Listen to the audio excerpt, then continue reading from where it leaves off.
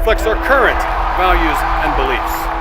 Bible നിയമവിരുദ്ധമെന്ന് American government പ്രഖ്യാപിച്ചാൽ എന്ത് സംഭവിക്കും? ബൈബിൾ കൈവശം വെച്ചാൽ മരണമുറപ്പാക്കുന്ന രാജ്യമായി അമേരിക്കയെ ചിന്തിക്കാൻ പറ്റുമോ? ഒരു ബൈബിൾ ലഭിക്കാൻ ജീവൻ മരണ പോരാട്ടം നടത്തേണ്ടി വരുന്ന വിശ്വാസികളെക്കുറിച്ച് ഭാവനയിൽ കാണാൻ കഴിയുമോ?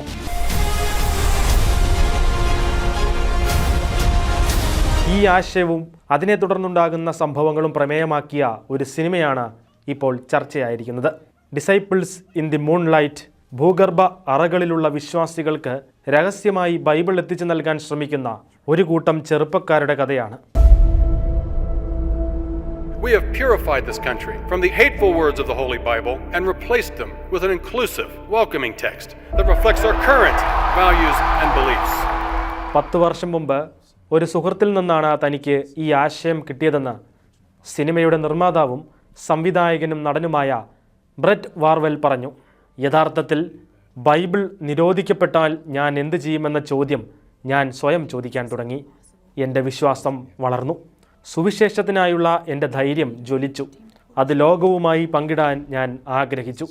സിനിമയുടെ ഉത്ഭവത്തെക്കുറിച്ച് ബ്രെറ്റ് പറഞ്ഞു. Disciples in the Moonlight is a what-if scenario. What would it be like if the Bible was illegal?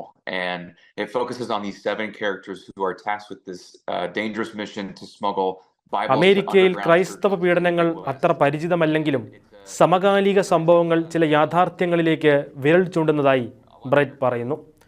ഇക്കഴിഞ്ഞ ഈസ്റ്റർ ദിനത്തിൽ ടെന്നസിയിൽ ബൈബിളിൻ്റെ ട്രെയിലർ കത്തിച്ചതും മൈതാനത്ത് പ്രാർത്ഥിക്കുന്നതിൽ നിന്ന് വിലക്കപ്പെട്ട ഫുട്ബോൾ പരിശീലകൻ ജോസഫ് കെന്നഡി ഉൾപ്പെട്ട സുപ്രീം കോടതി കേസും വാർവെൽ ചൂണ്ടിക്കാട്ടി.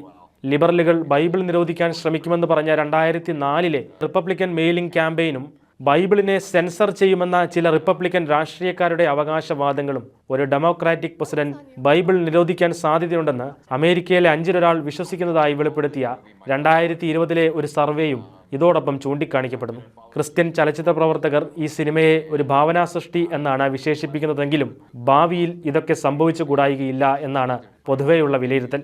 ജൂലൈ 17 തിയേറ്ററിലെത്തിയ ചിത്രത്തിന് മികച്ച പ്രതികരണങ്ങളാണ് ലഭിച്ചുകൊണ്ടിരിക്കുന്നത്.